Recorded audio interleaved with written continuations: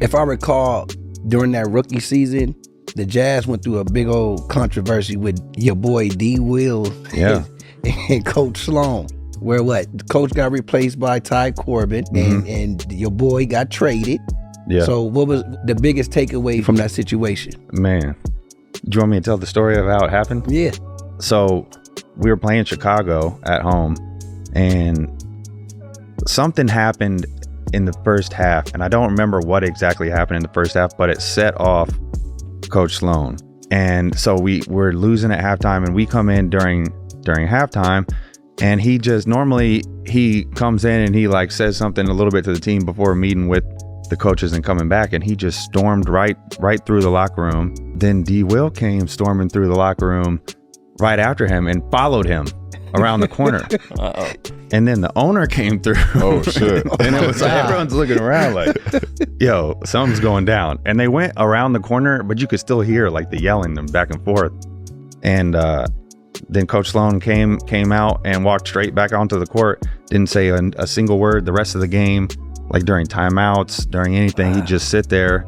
I don't remember if we won or lost. Surely we would have lost that game. And then after that, didn't say anything to the team after the game. Next day, we got text messages like, no practice tomorrow.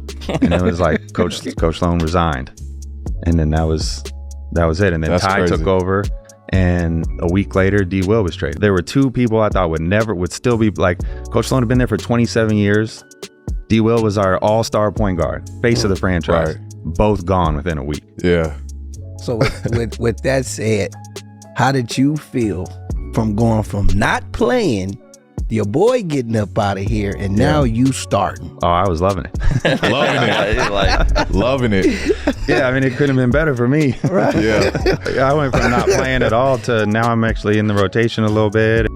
I think I always tell people the hardest part about, and I don't know how you feel, but the hardest part when you go from playing in college to being in the NBA, for I would say 98% of people, is you're not playing at all, and you got to sit there. A lot of times there's not even an explanation of why you're not playing. It's just, I'm not going with you because you're a rookie. You don't have the experience. I mean, Coach Sloan said to me one time, I think he threw me in, and I didn't play the whole first half, didn't play the whole third quarter. It was against Minnesota in the fourth quarter, just threw me in the game. And I went in there and played really well. I think I had 10 points. We won the game. And the next day at practice, he was like, you played really well yesterday. I'm not going to play you moving forward here. You just don't have the experience. And I'm thinking to my head, like, well, I can't get experience unless I play. Unless you play. Right. And so that's the hardest part when you come into the NBA, is just having to wait your turn. I would say for, like I said, 98% of people always, like, everybody goes through it. I went through the exact same thing in Indiana, right? So Jim O'Brien was the head coach my rookie year. Halfway through the season, they fire him. Frank Vogel takes over. I wasn't playing at all. DNPs after DNPs. Then after they fired Jim O'Brien, I starting. I remember I would get cussed out in games that like I wasn't even suited up for. Like It's your fault. No bullshit. Like we'll be watching film and it'll be a game that like I'm wearing a suit and he's killing me in film, like as if I was making the fuck ups. Like, look at Paul looking stupid over there in that suit. Look at him in a suit sitting there on the bench. No, he would be like we'll be watching film and like he'll just be cussing me out. Like, see, you skinny prick. This is like he would say shit like this in film. Like he would just cuss me out. Like I would do good in practice and I would steal the ball from like Danny Granger, right?